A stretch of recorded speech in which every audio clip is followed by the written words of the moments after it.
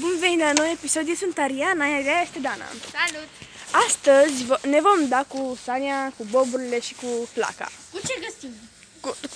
Cu ce găsim? Că n-avem Sania. Și acum vom începe.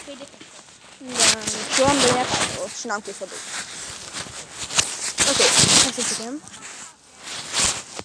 Să luăm această chestiune de băieții, fretenați, nu? Da, care se duc în copac. Și pe noi ne fac să ne simțim durerea. Da.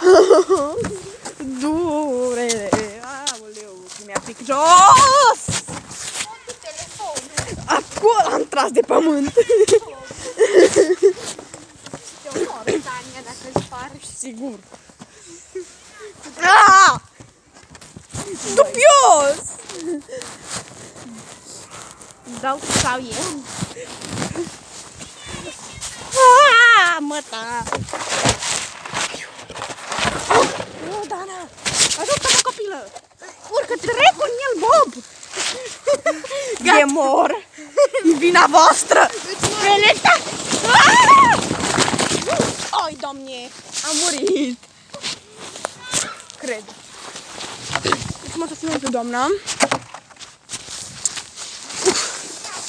Da, nu? Stai un pic să văd dacă se filmează. Am vrut să mă dau de bobul. Hai. Am zis că mă fac de râs.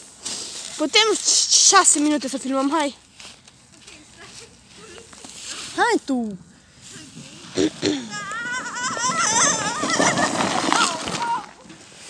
Să te învincă. Că da, eu am pe râs. Mă doare de bob. Hai să ne dăm pe... Să facem o pârtie nouă. Dăm în periculoasă. Ba da. Nu. Asta. Păi și-o cum doar acolo. Da. Cu picioarele. Hai. Hai tu. Mișcă-ți curul. Hai. Asta e panta care o să mă omoare. O să mor. De mor, dragii mei. Vă iubesc. Mor. De ajung în șanții vina ta. De ce am? Că tu mi-ai arătat. Și am adrenalină. Nu vreau să mor! Rip, Ariana! Facem filmare! Rip eu! Să fie și rip Dana!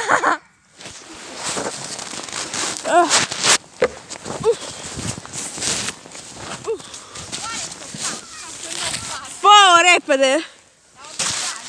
Aia tu! Dana! Hai, no, i-am putut! Hai! Hai! Picioarele tu! Dar nu te dai rost tu, copilă! Nu bine, cam așa e cu videoclipul ăsta. O să mai facem unul altă dată. Vă pupăm, pa! Zi, pa, pa!